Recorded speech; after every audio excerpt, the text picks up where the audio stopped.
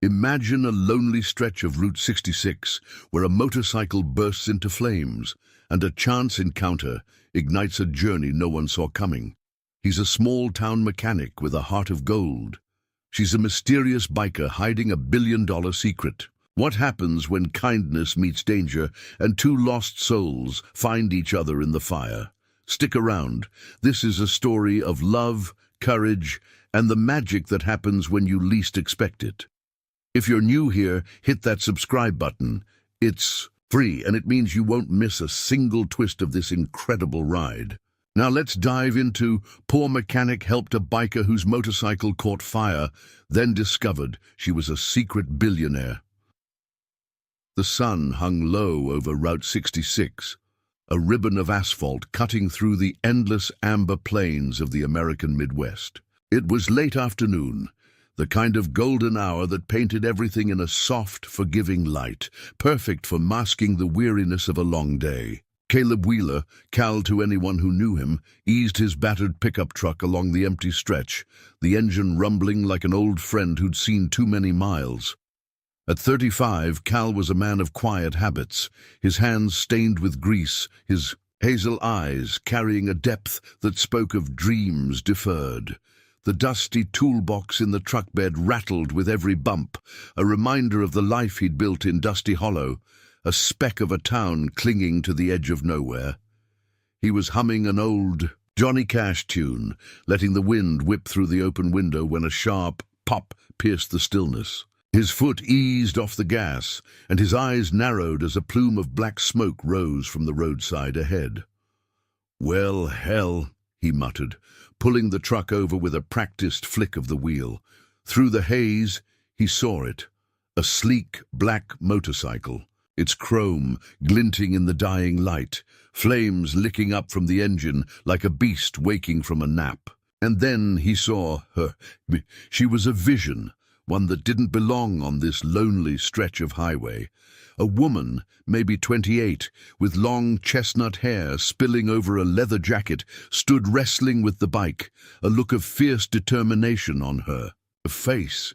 She was beautiful, not in the polished way of magazine covers, but in the raw, untamed way of someone who'd faced the world head-on. She swatted at the flames with her jacket, cursing under her breath, her voice carrying a lilt that didn't quite match the desperation of the moment. Cal didn't hesitate. He grabbed the ancient fire extinguisher from under his seat, a relic he'd kept more out of habit than hope, and leapt from the truck.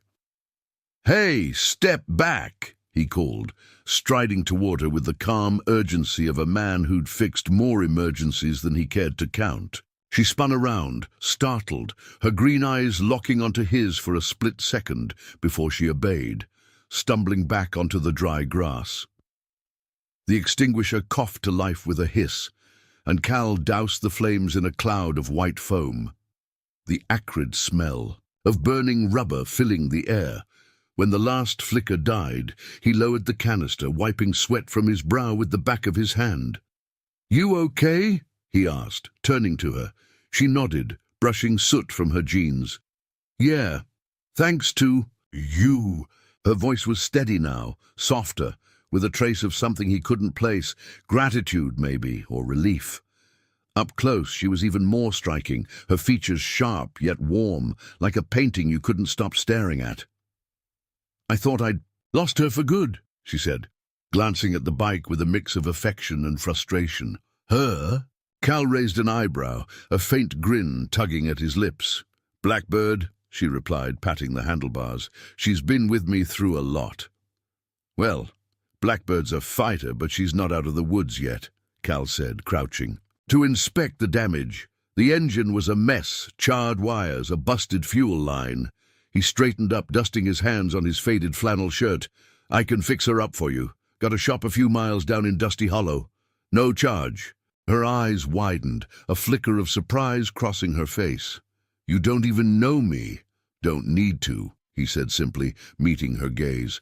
"Folks out here help each other. That's how it works." She studied him for a moment, as if weighing his words against some unseen scale. Then she smiled, a small, genuine curve of her lips that lit up her face like the first star in a twilight sky. "I'm Eve," she said, extending a hand. "Evelyn, really, but Eve's fine." "Cal Wheeler," he replied, taking her hand. Her grip was firm, her skin cool despite the heat of the day. Something about her, maybe the way she held herself or the quiet strength in her eyes, stirred a curiosity in him he hadn't felt in years. "You're a mechanic?" she asked, nodding toward his truck. "Born and raised," he said with a chuckle. "My dad used to say I came out of the womb with a wrench in my hand.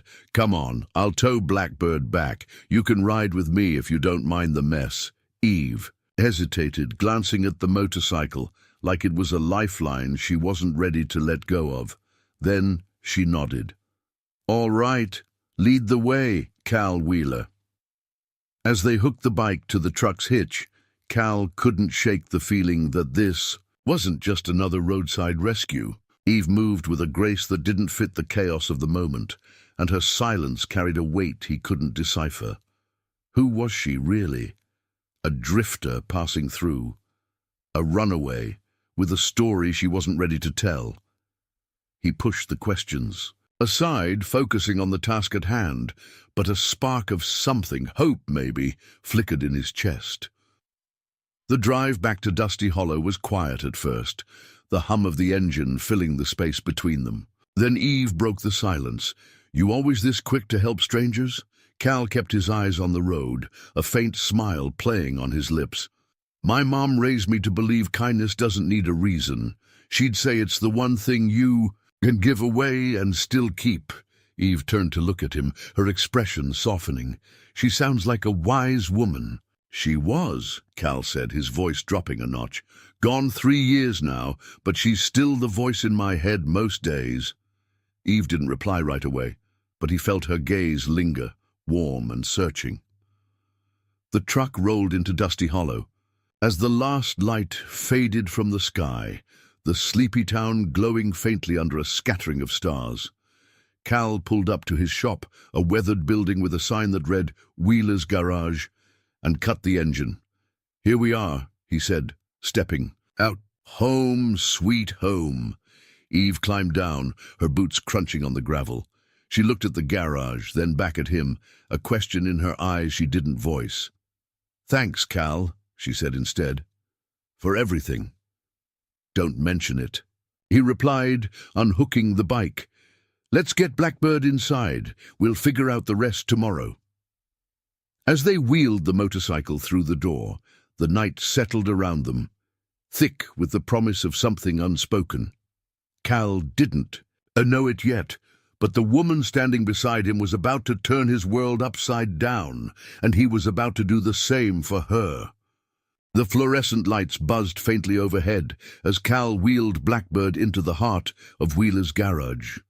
The air smelled of oil and metal, a comforting blend that had been his sanctuary since he was a boy, trailing after his father with a socket wrench too big for his hands. Now at 35, the garage was more than a livelihood. It was a refuge from a world that had taken too much and given too little.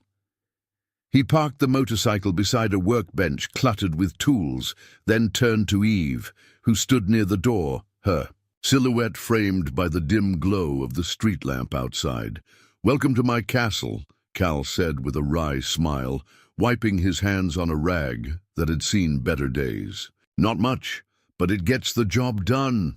Eve stepped forward, her boots echoing softly on the concrete floor. She ran a finger along the edge of a dusty shelf, her eyes tracing the space with a curiosity that felt almost personal. "It's honest," she said, her voice low but clear.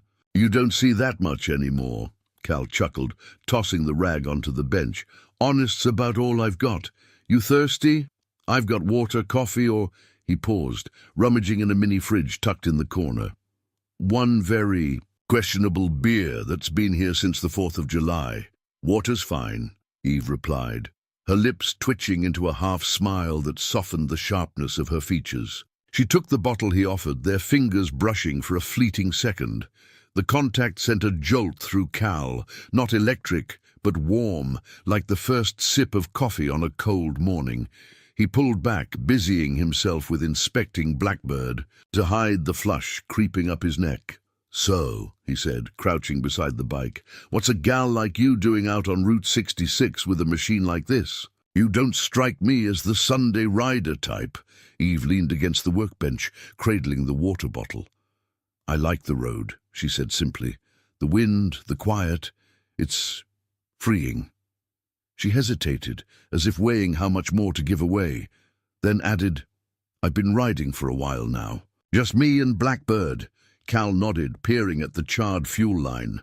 "Sounds lonely." "Sometimes," she admitted, her gaze drifting to the floor. "But it's better than where I was." The words hung between them, heavy with unspoken history. Cal wanted to press, to ask where was, but something in her tone, a quiet ache, told him to let it lie. Instead, he straightened up, brushing his hands on his jeans. "Well, you're here now, and Blackbird's in good hands. I'll need a day or two to fix her up. Parts are tricky to come by for a beauty like this." Eve's eyes flicked to the bike, then back to him. "You sure about the no-charge thing? I can pay. I don't like owing people." "You don't owe me a damn thing," Cal said, his voice firm but kind. "I fix what's broken, that's what I do. Call it a habit."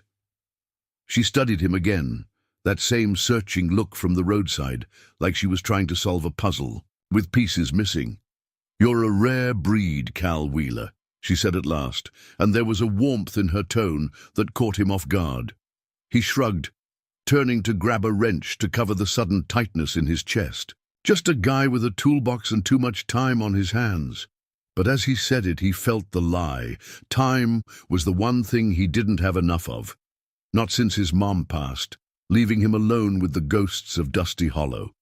They worked in companionable silence for a while, Cal tinkering with the bike, while Eve watched, occasionally handing him a tool when he pointed. She moved with an ease that surprised him, like she'd spent time around engines before, though she didn't say as much.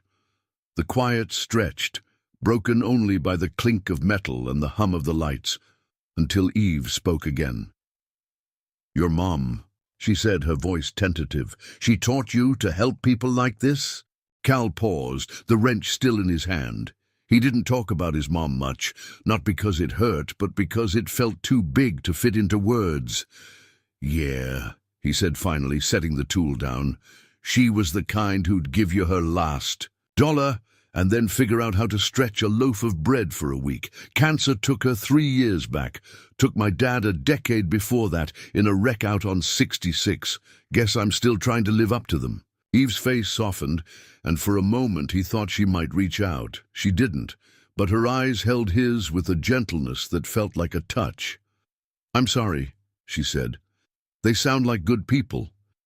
"The best," Cal replied, his throat tight. He cleared it, forcing a grin. "What about you? Got folks wondering where you are?" Her expression flickered, something dark and fleeting, like a cloud passing over the sun.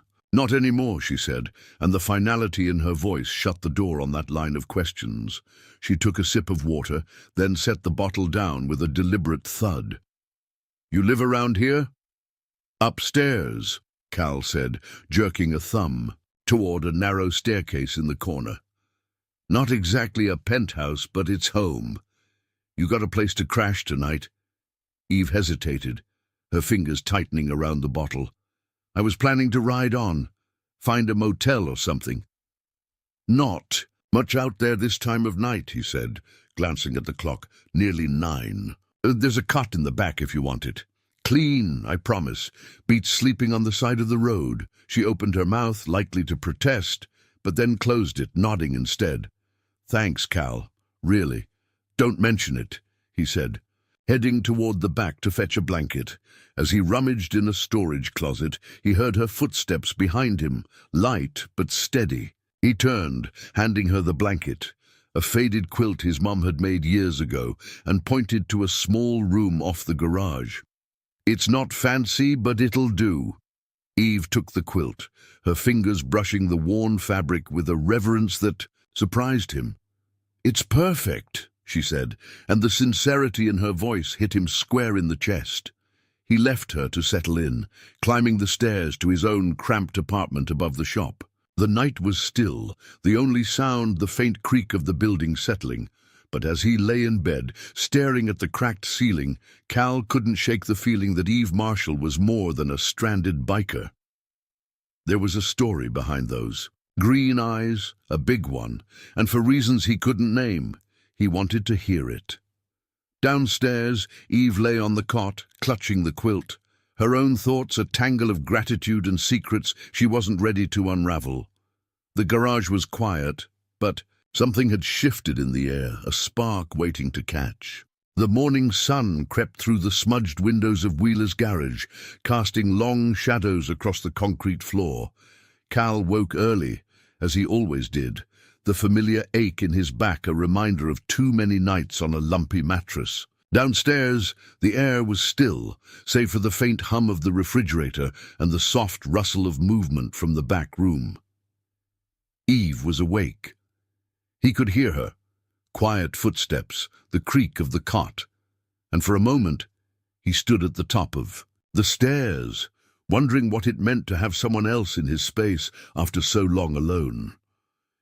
He descended slowly, his boots heavy on the wooden steps, and found her standing by Blackbird, her fingers tracing the curve of the handlebars. She'd pulled her hair into a loose braid, and in the morning light she looked younger, softer, though that air of mystery still clung to her like a second skin. "Morning," Cal said, his voice gravelly from sleep. Eve glanced up, her green eyes catching the light. "Morning. Hope I didn't wake you." "Nah," he said, crossing to the coffee pot in the corner. "I'm up with the birds most days. Coffee?" "Please," she replied, offering a small smile that felt like a truce between strangers. He poured 2 mugs, handing her one, and they stood there, the warmth of the ceramic seeping into their hands as the silence stretched. Cal took a sip, then nodded toward the bike. "Got a plan for her today. Need to order a new fuel line, but I can patch her up enough to run. You in a hurry to get somewhere?" Eve hesitated, her gaze dropping to the mug. "Not really," she said almost too casually. "I've got time." He raised an eyebrow but didn't push. Instead, he set his coffee down and grabbed a toolbox, settling beside Blackbird with the ease of a man who'd spent half his life under engines. "All right then, let's see what we can do." They fell into a rhythm, much like the night before.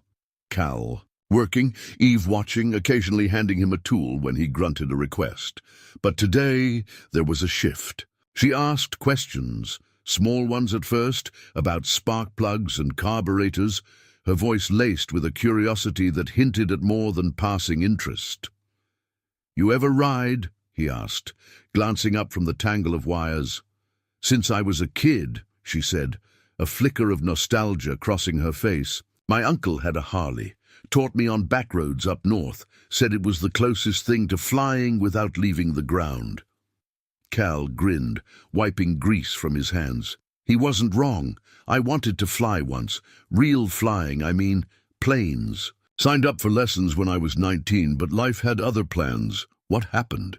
Eve asked, leaning forward slightly, her mug forgotten on the bench. He shrugged, but the weight of the memory pressed down on him. "Dad died in a crash out on 66. Drunk driver took him out.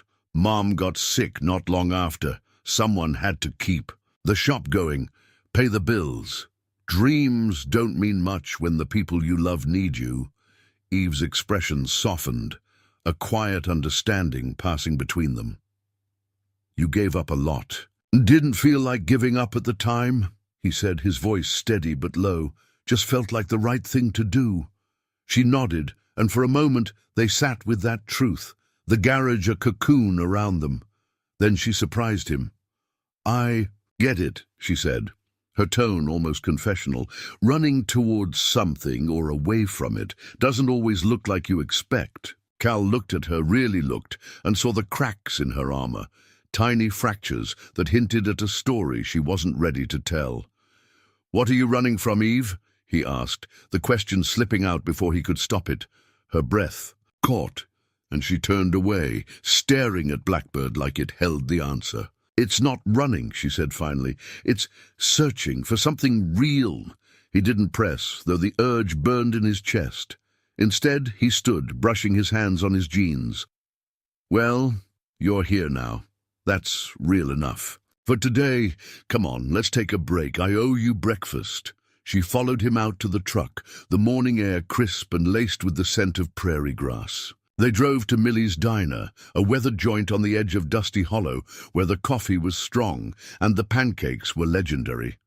Millie herself, a stout woman in her 60s with a smoker's rasp, greeted Cal with a familiar nod.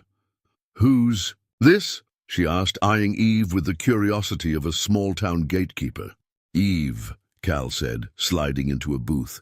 "Her bike broke down. I'm fixing it." Millie raised an eyebrow, setting down 2 menus.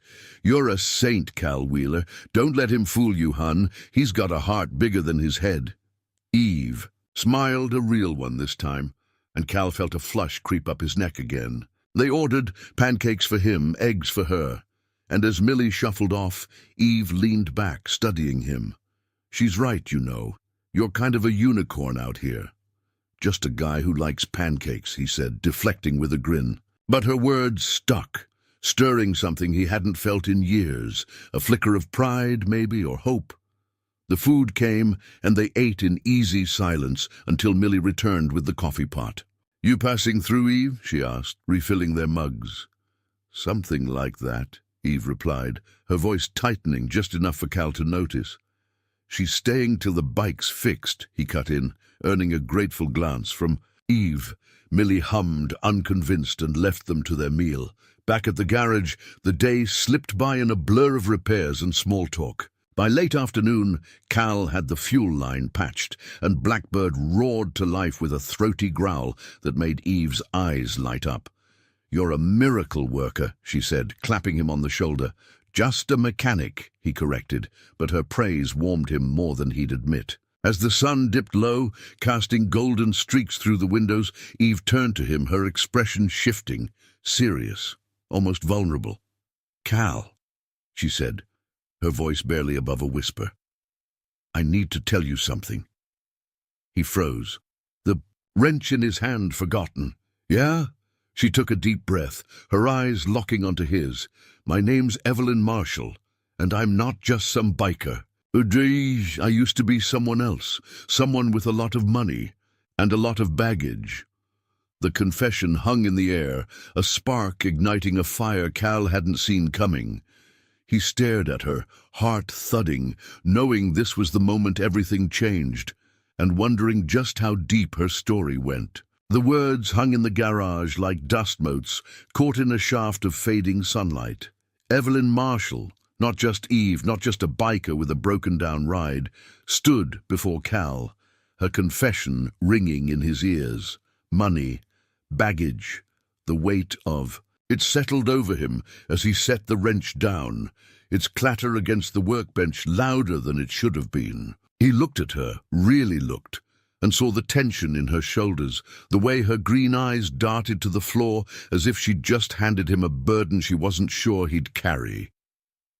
"Money and baggage," Cal repeated, his voice steady but laced with curiosity. "That's a hell of a way to introduce yourself twice." Eve let out a breath, half a laugh, and ran a hand through her braid, loosening a few strands. "I didn't mean to drop it like that. I don't know. You've been straight with me, Cal. Felt wrong not to give you something back." He leaned against the bench, crossing his arms, his hazel eyes searching hers. "All right. So, who's Evelyn Marshall?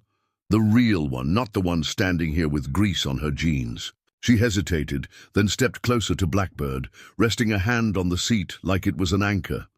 "Evelyn Marshall is a name tied to a fortune I didn't earn. My dad built a tech empire out west. Silicon Valley stuff, software, apps, things that made him a billionaire before I was out of high school. When he died 5 years ago, it all fell to me. The money, the company, the expectations. I ran it for a while, tried to anyway, but it wasn't me." Cal tilted his head, piecing it together. So you traded boardrooms for back roads? Something like that, she said, a faint smile tugging at her lips. I sold my shares. I kept enough to live on and hit the road. People think money solves everything, but it weighed me down. I wanted to feel light again, real. He nodded, understanding more than he expected to. And the baggage? Her smile faded, and she looked away, out the window where the prairie stretched endless and gold under the setting sun. The baggage is what I left behind, a life I didn't fit into, people who wanted me to be someone I'm not. I've been, writing ever since, trying to figure out who I am when the world isn't watching. Cal let that sink in, the quiet stretching between them like the horizon outside. He'd known she was running from something. Hell, he'd felt it the moment he saw her on Route 66. But this, a billionaire's daughter shedding her skin, it was a bigger story than he'd bargained for, yet it didn't change how he saw her. Not really. She was still Eve, the woman who'd fought a fire with her jacket, who'd handed him a wrench like she belonged here. You don't have to carry it alone, you know, he said finally, his voice soft but firm. The baggage. I mean, not saying I've got all the answers, but I've hauled my share of heavy stuff. She turned back to him, her eyes shimmering with something, gratitude maybe, or relief. You're too good, Cal Wheeler, you know that? Nah, he said, brushing it off with a grin. Just stubborn. Come on, sun's going down. Let's get out of here for a bit. He led her outside, grabbing a couple of old camp chairs from the garage and setting them up behind the shop, where a patch of prairie grass met the edge of town. The sky was ablaze with pinks and oranges, the kind of sunset that made you believe in second chances. They sat, the silence between them. Comfortable now, the weight of her words settling into something they could both hold. Mom used to bring me out here, Cal said after a while, his voice low as the evening breeze rustled the grass. After Dad died, she'd sit me down with a thermos of hot chocolate and tell me the world was still good, even when it didn't. Feel like it. Said the prairie had a way of whispering hope if you listened. Eve tilted her head, watching him. Did you believe her? Most days, he admitted. Some days it's harder, but sitting here... Yeah, I can hear it. She smiled, a real one that reached her eyes and leaned back in her chair. I like that, whispering hope. I could use some of that.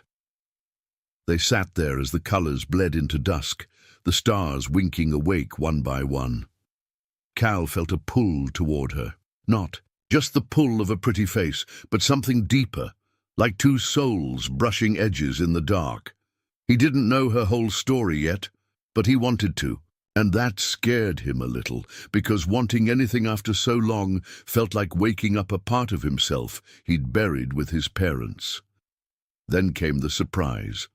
A low rumble in the distance, growing louder until a pickup truck crested the hill, its headlights slicing through the twilight.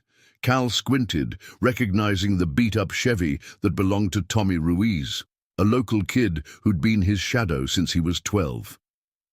Now 19, Tommy worked odd jobs around town, his wiry frame and quick grin, a fixture in Dusty Hollow.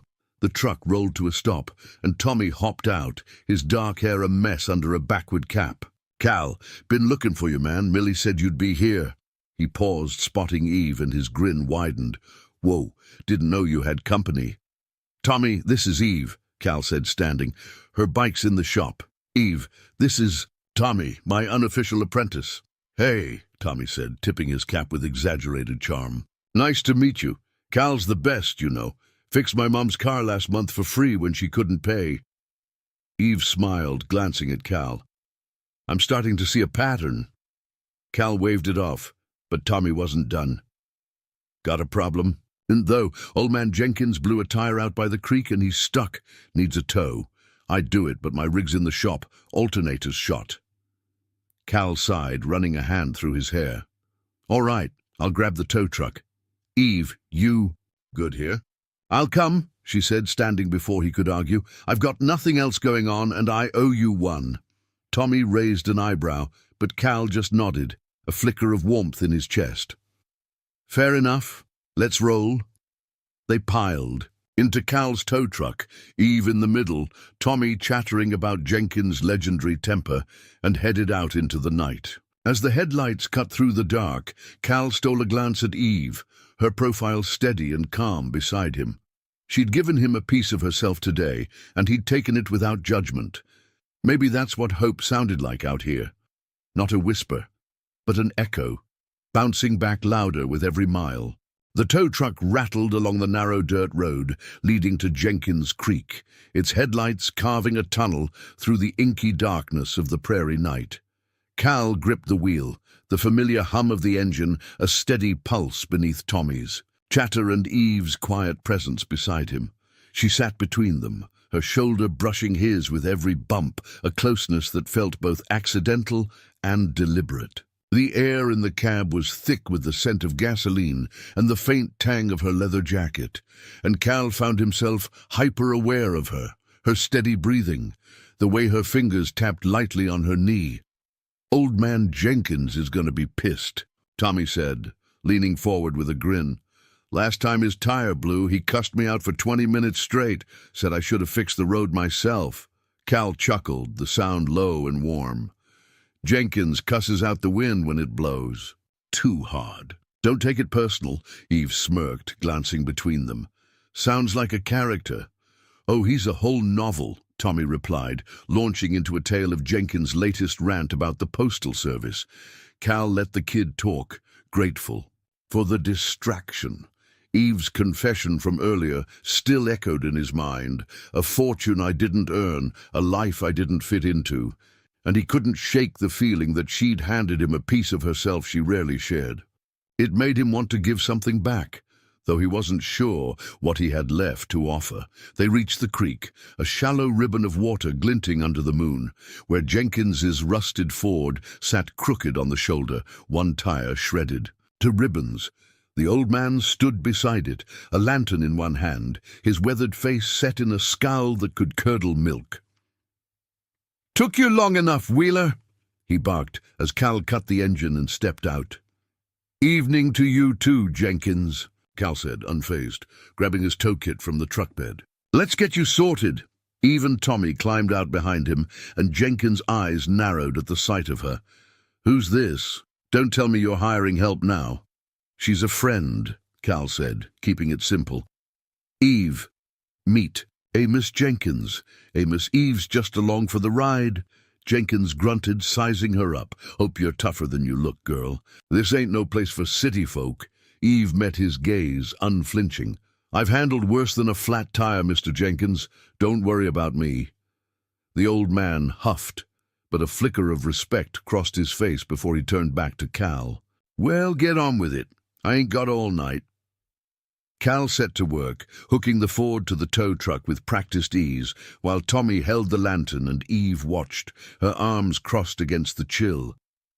The night was quiet, save for the rustle of grass and the occasional croak of a frog, and Cal felt a strange peace settle over him.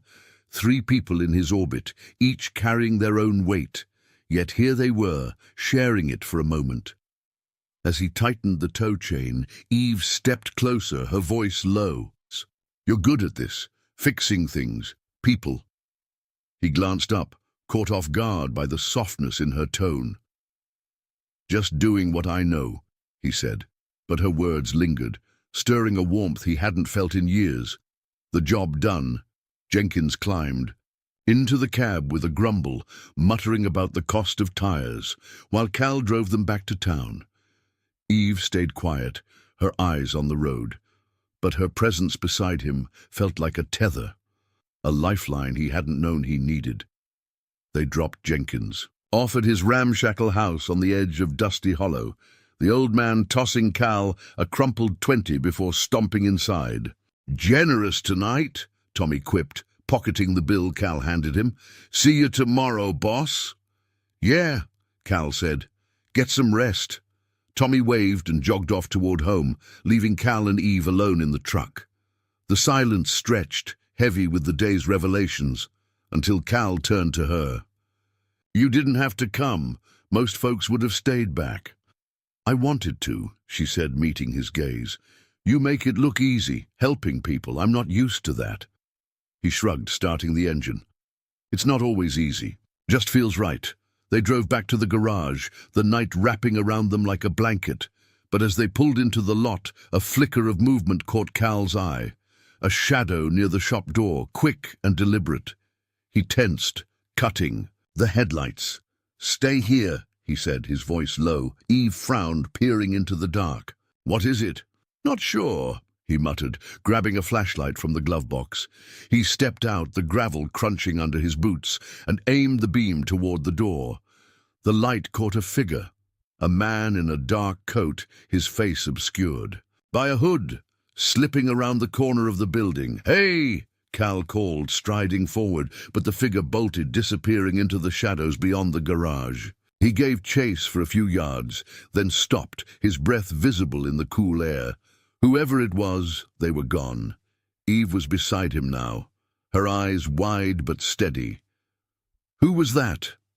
No idea, Cal said, scanning the darkness. Kids, maybe. Happens sometimes, teenagers messing around, but that didn't feel right. She touched his arm, her fingers light but firm. You okay? Yeah, he said, though his pulse still raced.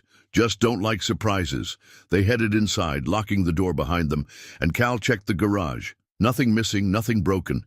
Still, the unease lingered, a ripple in the calm he'd felt all day.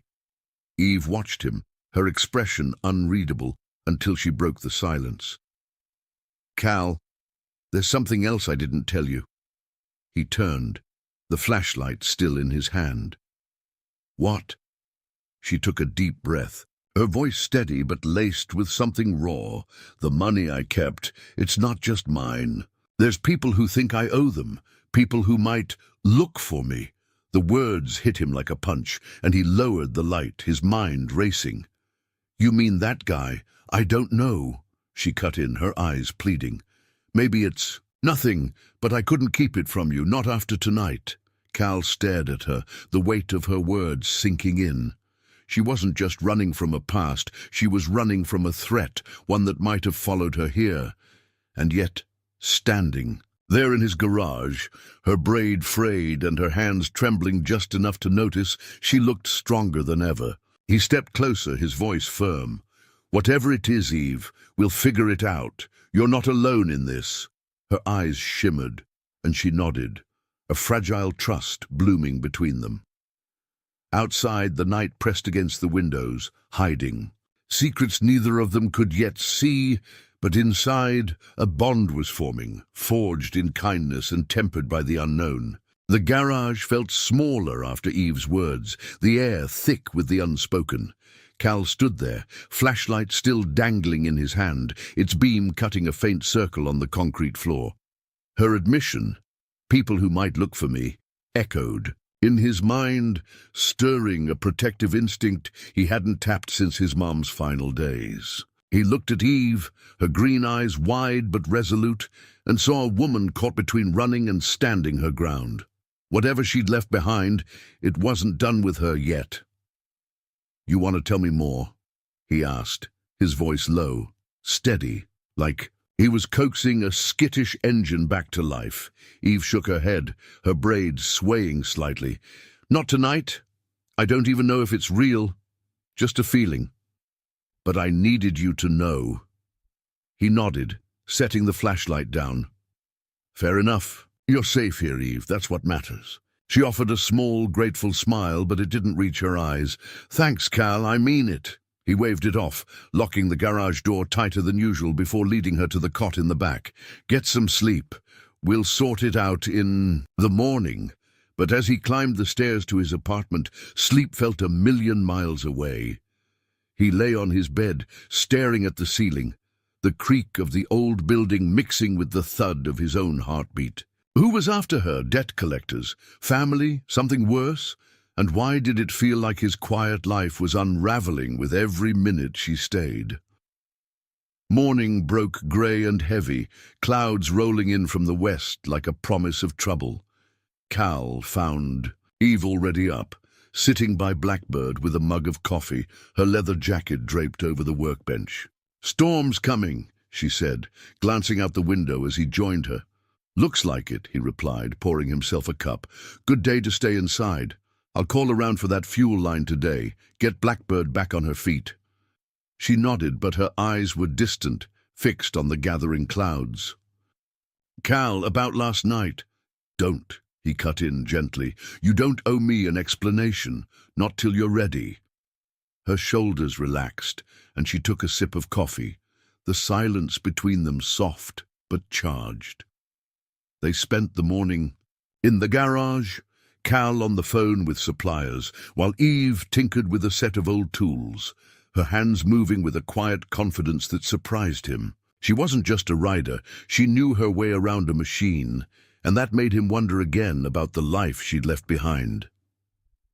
By noon, the sky was a bruised purple, and rain began to tap against the roof, a steady rhythm that cocooned them. In the shop, Cal hung up from his last call. Parts were on the way, due tomorrow, and turned to Eve. "You hungry? I make a mean grilled cheese." She grinned, a spark of lightness breaking through her guarded demeanor. "Lead the way, chef." Upstairs, his tiny kitchen was a museum of mismatched dishes and faded linoleum, but it felt alive with her there. They cooked together, Cal flipping sandwiches, Eve slicing a tomato from Millie's last delivery, and the domesticity of it caught him off guard. He hadn't shared a meal like this since his mom, and the ache of that memory mingled with something new, something warm. They ate at the small table by the window, rain streaking the glass as thunder rumbled in the distance. "This is good," Eve said, biting into her sandwich. "You're full of surprises." "Years of practice," he said with a chuckle. "Mom taught me, said a man who can't cook is only half a man." "She was right," Eve replied, her tone softening. "You talk about her a lot." "She's hard to forget," he admitted, setting his plate down. "Kept me going when I didn't want to. You got someone like that?" Her smile faded and she looked out at the storm. "My uncle, maybe. The one with the Harley. He was the only one who didn't care about the money. Taught me to ride, to breathe. He's gone now, heart attack, couple years back." "I'm sorry," Cal said, and he meant it. "Sounds like he was a good man." "The best," she whispered, then shook her head, as if clearing a fog. "What about you? Ever think about leaving this place?" "Sometimes," he said, leaning back, "but Dusty Hollow's home. It's where they were. Mom, Dad. Feels like leaving them if I go." She nodded, understanding in her eyes, and they sat there, the storm a backdrop to their quiet connection. But the peace shattered with a sharp bang, the garage door rattling, as if struck by something heavy. Cal was on his feet in an instant, Eve right behind him. Downstairs, rain lashed the windows, and the door shook again. Not the wind, but a deliberate force. Cal grabbed a crowbar from the bench, his pulse racing. "Stay back," he told Eve, but she stepped forward, her jaw set. "No way," she said, grabbing a wrench. "If it's trouble, we face it together." He didn't argue. There wasn't time. He flung the door open, rain soaking him instantly, and saw it. A black SUV parked across the lot, its headlights off, two figures in dark coats standing beside it. One held a tire iron, the other a phone, their faces shadowed by hoods. "Hey!" Cal shouted, stepping into the storm, crowbar raised. "What the hell do you want?" The figures froze, then bolted for the SUV as thunder cracked overhead. The engine roared to life, tires spitting gravel as they peeled out into the night. Cal started after them, but Eve grabbed his arm. "Don't! They're gone!" He turned, rain dripping from his hair, adrenaline pumping. "Who were they, Eve? Tell me straight." She shivered, soaked and pale, but her voice was steady. "I don't know for sure. Could be nothing. Could be someone from my old life. Creditors, maybe. My dad owed people when he died. I thought I'd settled it, but they found you," he finished, his grip tightening on the crowbar. "Why didn't you say it was this bad?" "I didn't know," she said, her eyes pleading. "I swear, Cal, I thought I'd outrun it." He stared at her, the storm raging around them, and felt a surge of something fierce, Anger, yes, but mostly a need to shield her. "You're not running anymore," he said, his voice cutting through the rain. "Not alone. We'll deal with this together." She nodded, rain mixing with the tears she didn't bother to hide, and they stumbled back inside, dripping and shaken. As they stood there, breathless, Cal realized this wasn't just about fixing a bike or helping a stranger anymore. It was about standing firm, about choosing someone worth fighting for. And in that moment, with the storm howling outside, he knew he'd already made his choice. The storm battered Wheeler's garage through the night, a relentless drumbeat of rain and wind that seemed to mirror the turmoil in Cal's chest. He and Eve had retreated inside, soaked to the bone, the echo of the fleeing SUV still ringing in their ears. Now, as the first grey light of dawn seeped through the windows, the world outside was quiet, the air heavy with the scent of wet earth. Cal stood by the coffee pot, pouring 2 mugs, while Eve sat on the cot, wrapped in his mom's old quilt, her damp hair clinging to her face. "You didn't sleep," she said, her voice soft but sure, as he handed her a mug. He shrugged, settling onto a stool across from her. "Couldn't. Kept thinking about that SUV. You?" "Same," she admitted, cradling the coffee. "I'm sorry, Cal. I didn't mean to drag you into this." "You didn't drag me anywhere," he said, his tone firm but kind. "I chose to be here, still do." Her eyes met his, shimmering with something raw, gratitude maybe, or trust, and she nodded, a silent pact forming between them. They sipped their coffee in the stillness, the garage a fortress against whatever lurked beyond. But Cal's mind churned. Creditors, thugs, whoever they were, they'd found Eve in Dusty Hollow, a speck on the map no one should have cared about. And that meant they weren't just chasing money, they were chasing her. "We need a plan," he said finally, setting his mug down. "If they're bold enough to show up here, they'll be back. You can't keep running blind." Eve's jaw tightened, but she didn't argue. "I know. I don't know where to start.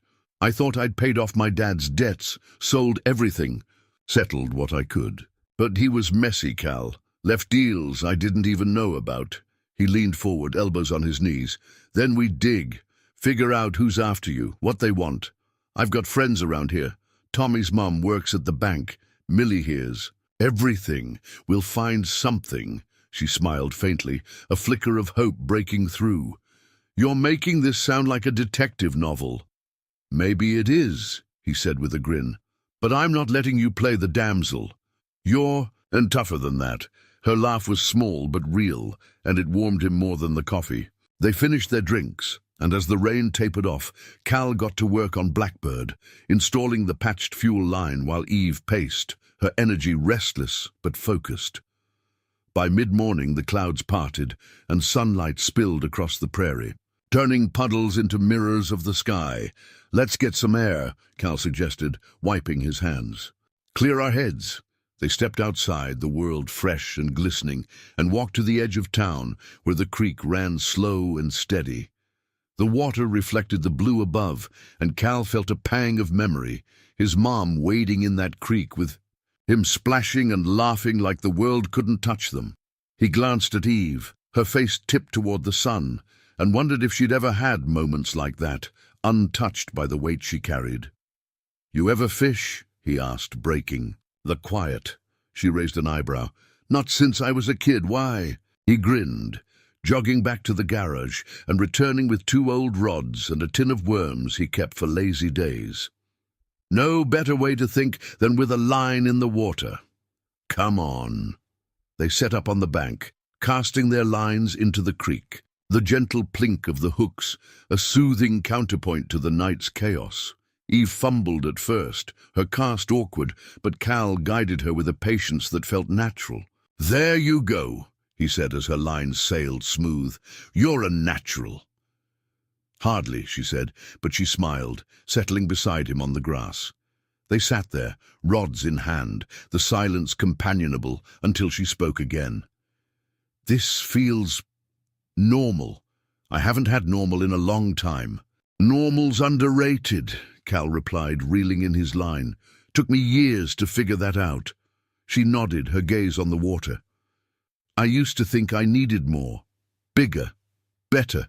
But out here, with you, it's enough. The words hit him square, a quiet confession that made his chest ache. He wanted to say something back, to tell her she was enough too, but before he could, a shout broke the stillness. Tommy, sprinting toward them from the road, his cap askew.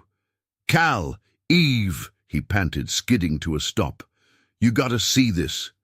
They dropped their rods and followed him back to the garage, where Tommy pointed to a folded note tucked under the windshield wiper of Cal's truck. Cal's stomach sank as he pulled it free, the paper damp but legible. In sharp, blocky letters it read, "Evelyn Marshall, we know where you are. Pay up or we come back." Eve's face drained of color, her hands curling into fists. They were... "Here, while we were gone." Cal crumpled the note, anger flaring hot and fast. "Bastards, they're playing games." Tommy shifted, uneasy. "I saw a black car peel out when I was coming over. Didn't think much of it till now. What's going on, Cal?" "Trouble from Eve's past," he said, keeping it short. "Tommy, do me a favor. Tell your mom to check the bank records. Anything tied to Marshall Tech. Debts, loans, whatever she can find. Discreetly." Tommy nodded, wide-eyed but determined. "Got it. You okay, Eve?" "I will be," she said, her voice steady despite the tremor in her hands. "Thanks, Tommy."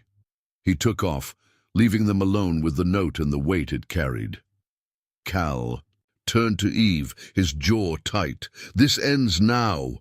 We're not waiting for them to come back. We're taking the fight to them." She blinked, startled.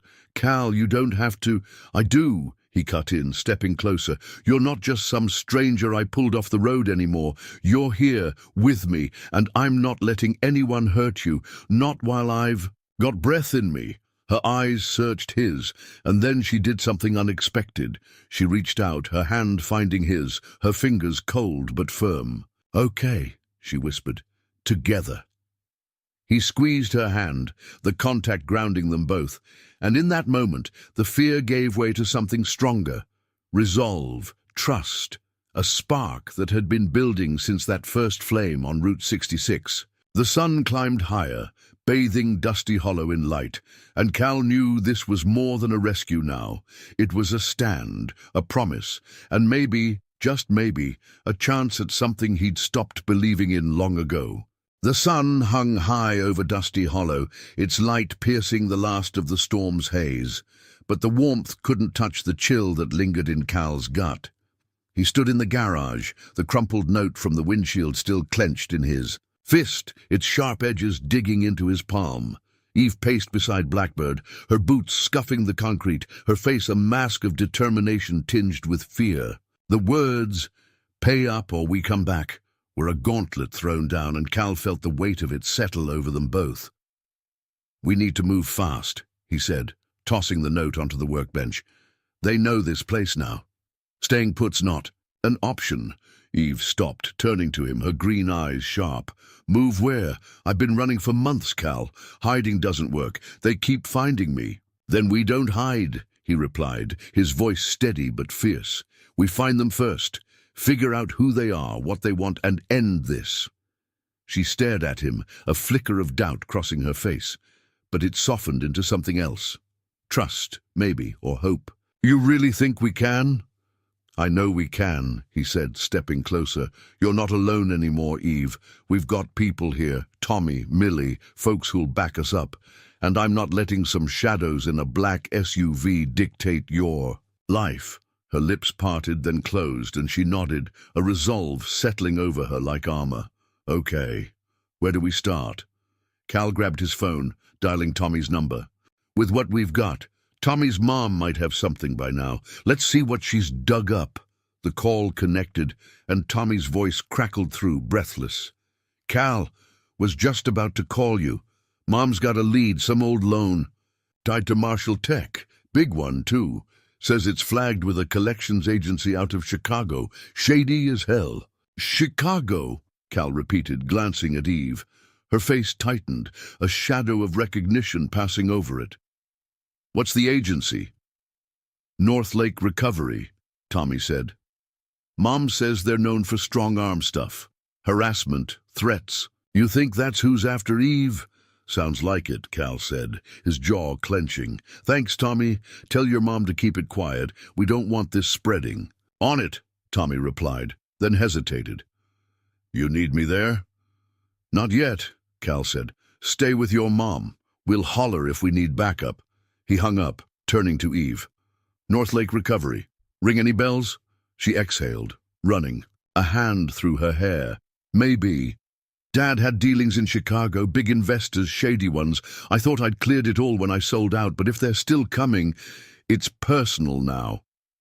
Personal or not, they're breaking laws. Cal said, harassment's no joke, we can use that. Eve nodded, but her eyes were distant, lost in a memory she didn't share. Cal let it be, focusing instead on the next step. We'll head to Millie's, he said. She's got ears everywhere. Might have heard something about strangers in town. They grabbed their jackets and drove the short distance to the diner, the truck's engine a low growl against the quiet afternoon. Millie's was half full, the lunchtime crowd a mix of regulars nursing coffee and pie. Millie spotted them from behind the counter, her sharp eyes narrowing as they slid into a booth. You two look like you've seen a ghost, she said, setting down 2 mugs without asking. What's up? Cal leaned in, keeping his voice low. Trouble, Millie. Someone's after Eve. Left a note last night, been sniffing around. You hear anything about strangers lately? Millie's face hardened, her smoker's rasp dropping. To a whisper. Heard a couple rough types were at the gas station yesterday. Out-of-towners, fancy car. Asked about a woman on a bike. Didn't think much of it till now. Eve tensed beside him, her fingers tightening around the mug. What did they look like? Tall, mean mugs, Millie said. One had a scar on his cheek, real ugly. Didn't stick around long. Paid cash and peeled out. Sounds like... guys, Cal said, his mind racing. Thanks, Millie. Keep it under your hat, all right? Always do, she replied, tapping the counter before heading back to the kitchen. Eve stared into her coffee, her voice barely audible. They're closer than I thought. They're sloppy too, Cal said, his tone firm, asking around. A small town. That's a mistake. We've got the upper hand here. She looked up, a spark of defiance in her eyes. What's the play? We go to them, he said, the idea taking shape as he spoke. Chicago's a haul, but if we can track North Lake down, confront them on their turf, legal or not, they'll back off. I've got a buddy up there, ex-cop. He'll know how to handle this. Eve blinked, startled. You'd go all the way? To Chicago for me? For us, he corrected, meeting her gaze. This isn't just your fight anymore. Her breath hitched, and for a moment the diner faded, the clatter of plates, the hum of voices, leaving just the 2 of them. Then came the surprise. The bell above the door jingled, and Tommy burst in, his face flushed with urgency. Cal, he panted, sliding into the booth. You're not going to believe this. Mom found more. That loan? It's not just debt. There's a lien on some property Marshall Tech owned, a warehouse. And get this, it's still in Eve's name. Eve's eyes widened, her mug clattering to the table. What? I sold everything. I made sure of it. Looks like you missed. On, Tommy said, pulling a crumpled printout from his pocket. North Lake's claiming it's collateral. They're saying you owe $10 million or they take it. And they're not waiting for paperwork. Cal snatched the paper, scanning the details. A derelict warehouse on Chicago's south side, tied to a loan Eve's father had buried in shell companies. $10 million, he muttered. That's why they're desperate. This isn't just harassment, it's a shakedown. Eve pressed a hand to her forehead, reeling. I didn't know. Dad never told me. We'll fix it, Cal said, his voice cutting through her panic. We've got proof now, something to fight with. We head to Chicago, find that warehouse, and shut this down, legal or otherwise. She looked at him, fear giving way to determination. You're crazy, you know that? Crazy's my specialty, he said with a grin, and Tommy laughed, breaking the tension. Count me in, Tommy said. Mom's pissed they're messing with you. She's ready to call the feds herself. Let's hold off on the feds, Cal said. We've got this. For now. As they huddled over the printout, plotting their next move, Cal felt a surge of purpose he hadn't known since his parents' days. An electric certainty that this was right. Eve reached for his hand under the table, her fingers threading through his, and he squeezed back a silent vow. The road ahead was uncertain, but for the first time in years, he wasn't walking it alone. And neither was she. The road to Chicago stretched out like a taut wire, humming with tension beneath the tires of Cal's pickup truck. He drove with one hand on the wheel, the other resting on the gear shift, his eyes flicking between the highway and Eve beside him. She sat with the printout from Tommy's mom crumpled in her lap, her face set in a mix of resolve and unease. Behind them, Blackbird was strapped to the truck bed, its sleek frame a silent witness to the journey they'd begun on Route 66. Tommy had stayed back in Dusty Hollow, tasked with keeping Millie and his mum updated, but his eager good luck still echoed in Cal's ears. They'd left at dawn, the prairie fading into a blur of green and gold as they chased the answers that waited 300 miles north. Cal's buddy, Ray, an ex-cop turned private investigator, had agreed to meet them at a diner on Chicago's south side, near the warehouse tied to Eve's name. The plan was simple: find the property, dig into North Lake Recovery's claim, and confront them with whatever leverage they could muster. Simple, but not easy. Cal felt it in his bones. This wasn't just about a debt anymore. It was about Eve reclaiming her life, and him standing beside her to make it happen.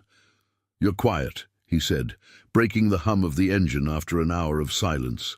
Eve glanced at him, her green eyes catching the morning light. "Just thinking. About Dad, mostly.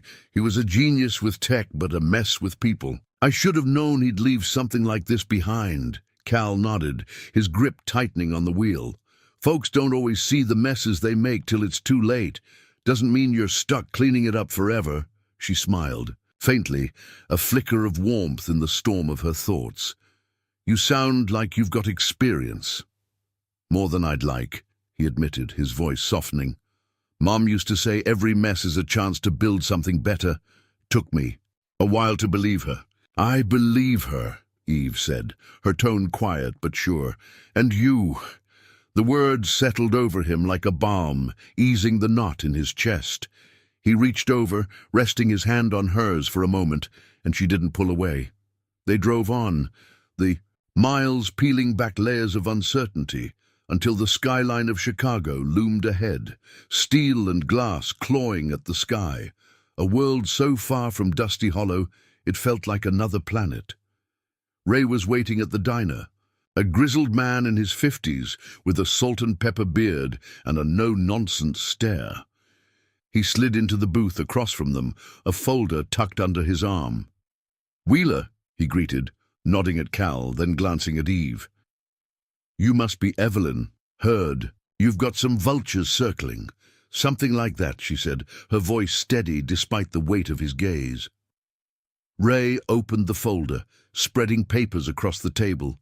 Deeds, loan agreements, a tangle of legalese Cal could barely parse. "This warehouse," he said, tapping a grainy photo of a squat, rust-streaked building. "It's yours, all right, buried under a shell company your old man set up. Northlake's got a lien on it, 10 million like your kid said. But here's the kicker. It's not just a debt. That place is sitting on land zoned for redevelopment, worth triple that if they flip it." Eve's breath caught, her hands clenching the table's edge. "Triple? They're not after the money, they're after the property." "Exactly," Ray said, leaning back. "They're banking on you folding, signing it over to settle. A classic strong-arm play." Cal's jaw tightened, anger simmering low and hot. "So they've been chasing her across the country for a damn real estate grab." "Looks like it," Ray said. "I've got contacts at the precinct, old buddies, who owe me. They can pull records, see if Northlake's got a rap sheet we can use. Harassment's one thing, extortion's another." "Do it," Cal said, his voice firm. "We're not letting them win." Ray nodded, jotting a note, then slid the folder to Eve. "You're the key here, Evelyn. You ready to fight?" She met his eyes, then Cal's, and nodded. Yeah, we're done running. They left the diner with a plan. Ray would dig deeper while Cal and Eve scoped the warehouse, gathering proof it was still hers. The drive to the south side was tense, the city's pulse a stark contrast to the prairie's stillness. The warehouse loomed at the end of a potholed street, its windows boarded, its walls tagged with graffiti. Cal parked a block away, scanning the area. Quiet, he muttered. Too quiet. Eve grabbed a flashlight from the glove box, her jaw set. Let's go. They slipped inside through a broken door, the air stale and thick with dust. The space was cavernous, littered with rusted machinery and forgotten crates. But it wasn't. Empty, footsteps echoed, sharp, deliberate, and Cal spun, shoving Eve behind a stack of boxes. Two men emerged from the shadows, one with a scar on his cheek, the other hefting a crowbar. Millie's description flashed in Cal's mind. Tall, mean mugs. And his blood ran cold. Well, Scarface said, his voice a low growl. Evelyn Marshall. Thought you'd show eventually. Eve stepped out, her flashlight steady, despite the tremor in her voice. This is my property. You've got no right here. You owe us, Crowbar snapped, advancing.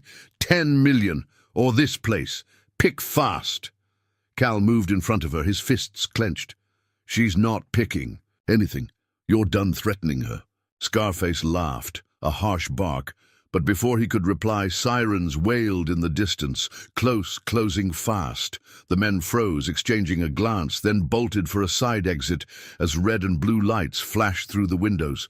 Cal grabbed Eve's arm, pulling her back as cops swarmed in. Ray's contacts right on time. Stay down, Cal whispered, shielding her as the chaos unfolded. The men didn't get far. Handcuffs clicked, voices barked orders, and within minutes it was over.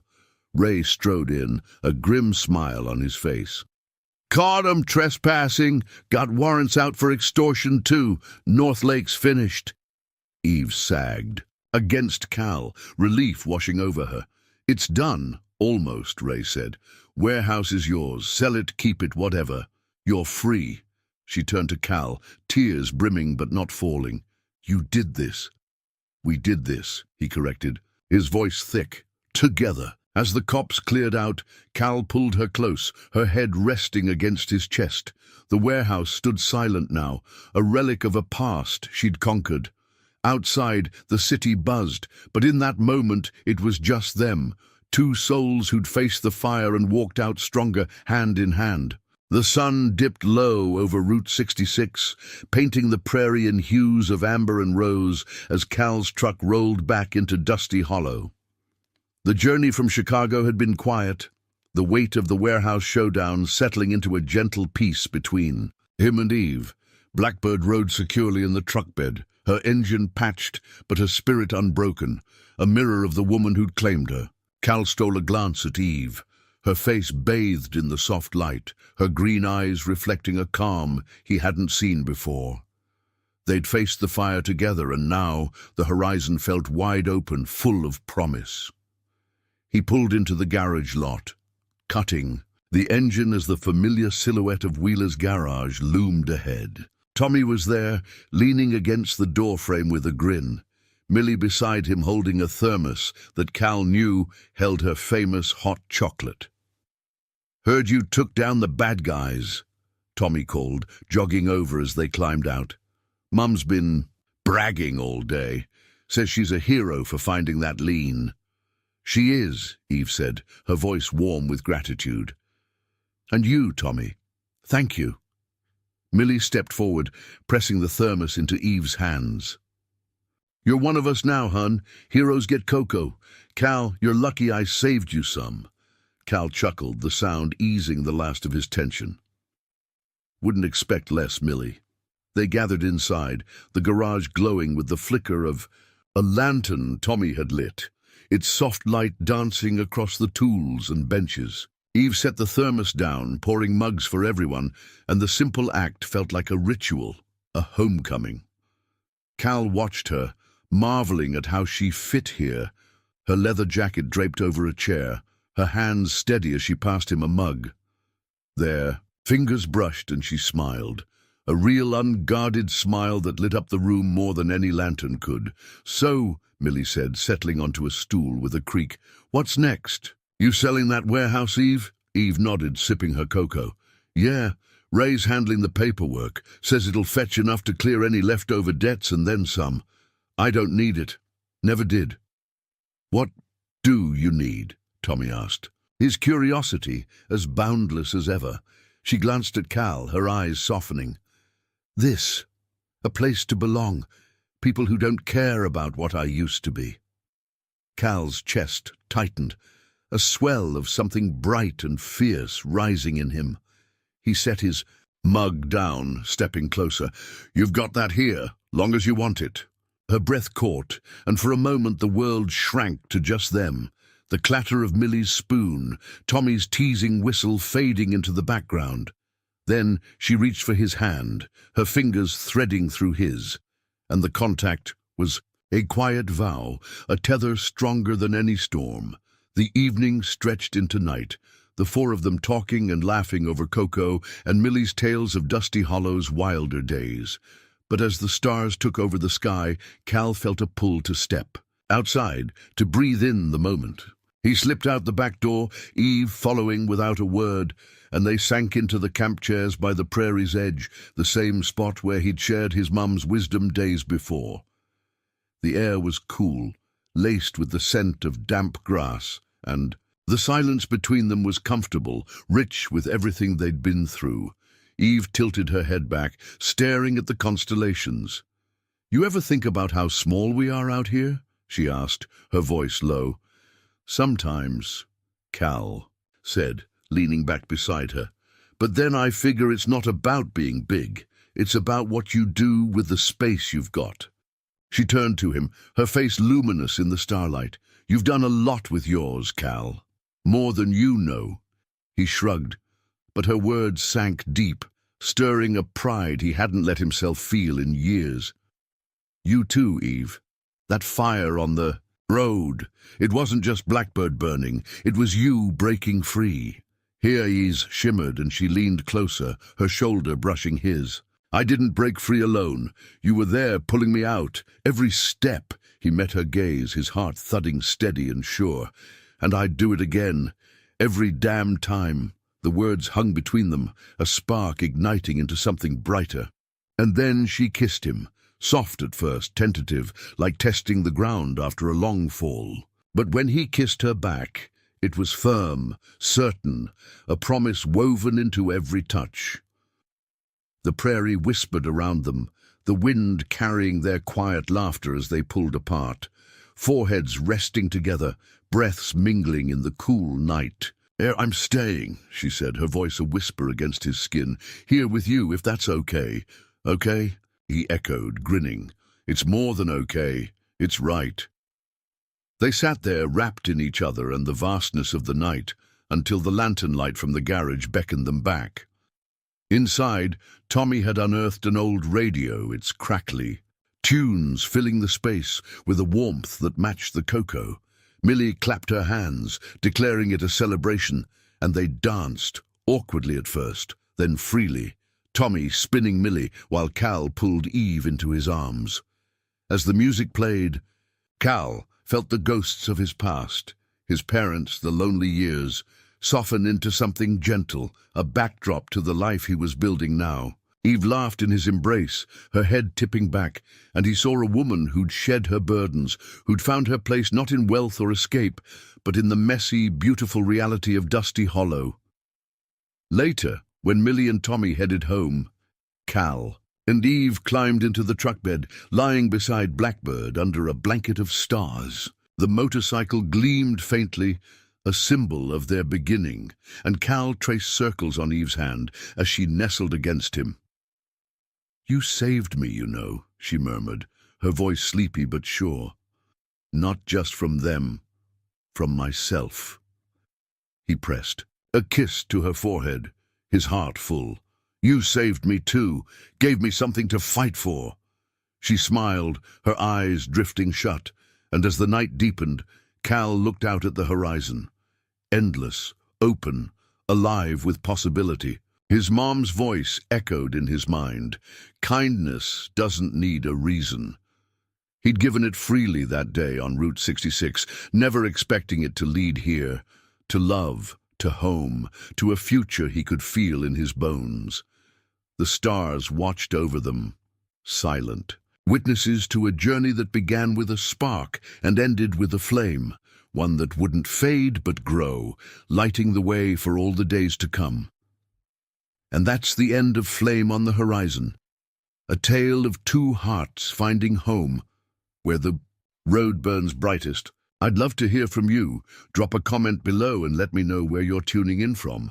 Are you watching from a small town like Dusty Hollow? Or maybe a big city with its own stories? Your thoughts mean the world to me. If you enjoyed this journey, consider subscribing. It's just a quick click and it helps me bring more stories like this to you. Hit that bell icon too, so you'll never miss an update. And most of all, thank you for watching. Your time and support keep this channel alive. Until next time, take care and keep the flame of kindness burning wherever you are.